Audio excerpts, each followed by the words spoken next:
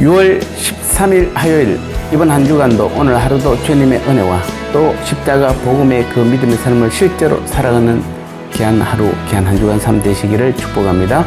오늘도 합심하여 함께 기도하겠습니다.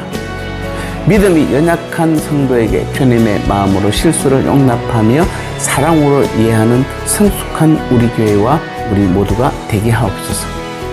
교회 강단에도 십자가 복음만 선포되며 우리들의 삶에서도 십자가 복음의 삶을 살게 성령이여 인도하옵소서.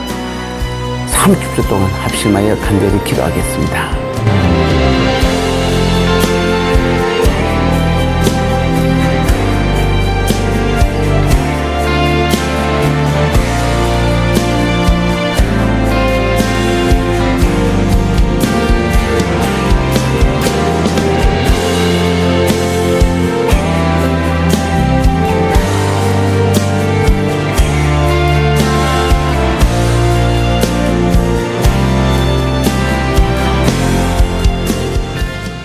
주님 주신 말씀 함께 나누겠습니다. 오늘 제목은 진짜 성숙한 성도란 제목입니다.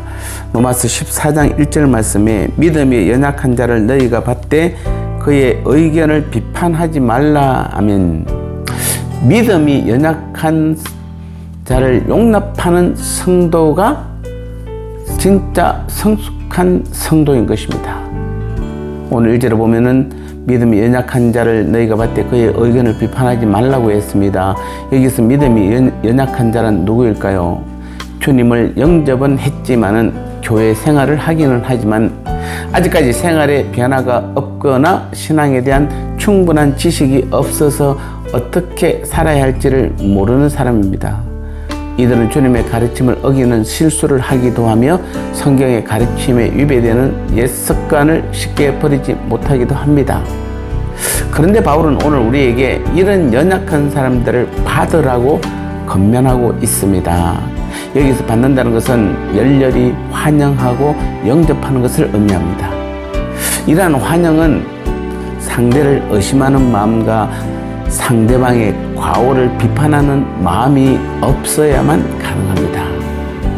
우리는 믿음이 연약한 자를 비판하는 마음 없이 환영하고 영접하여 한 몸을 이루어야 합니다.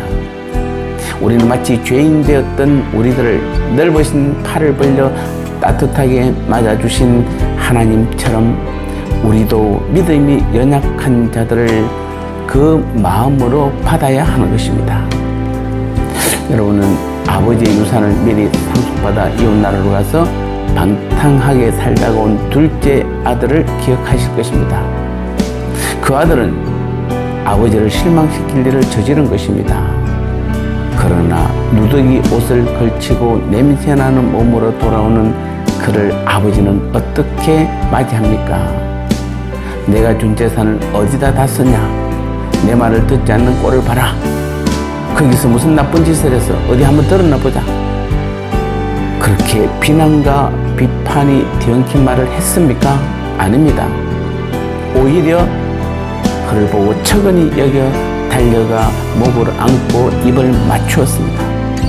그리고는 가장 좋은 옷과 바지와 신을 주고 성대하게 잔치까지 벌여 그를 맞이했습니다. 이처럼 우리도 아들의 가오에 대해 전혀 비판하지 않고 맞이한 아버지와 같이 믿음이 연약한 성도를 받아야 합니다. 믿음이 연약한 사람을 사랑으로 수용하며 용납하는 성도가 되어야 합니다. 이런 성도가 성숙한 성도, 믿음이 강한 성도입니다. 믿음이 강한 자만의 실수를 용납하며 또 옛 습관을 버리지 못한 연약한 자들을 넓고 따뜻한 주님의 사랑으로, 주님의 마음으로 맞이할 수가 있는 것입니다. 사랑하는 성도 여러분, 여러분은 믿음이 강한 자이십니까? 성숙한 성도이십니까? 분명 우리 교회도 실수를 하며 옛 습관을 버리지 못하는 성도들이 있습니다. 우리는 이러한 사람들을 비판 없이 정말 주님의 마음과 사랑으로 기쁘게 환영하고 맞이해야 합니다. 비난의 소리와 비판을 버리고 믿음이 성숙한 믿음이 강한 자가 되어 주님께서 칭찬하시는, 주님께서 인정하시고 기뻐하는 우리 모두가 되어야 될 줄 믿습니다. 나눔의 시간입니다. 주님을 영접했지만 아직까지 생활에 변화가 없거나 신앙에 대한 충분한 지식이 없어서 어떻게 살아야 할지 모르는 사람으로 주님의 가르침을 어기는 실수를 하기도 하며 성경의 가르침에 입에 대는 내 습관을 쉽게 버리지 못한 사람을 우리는 누구라고 부르나요? 나는 이 믿음이 연약한 사람을 어떻게 대하고 있다고 자부하시나요?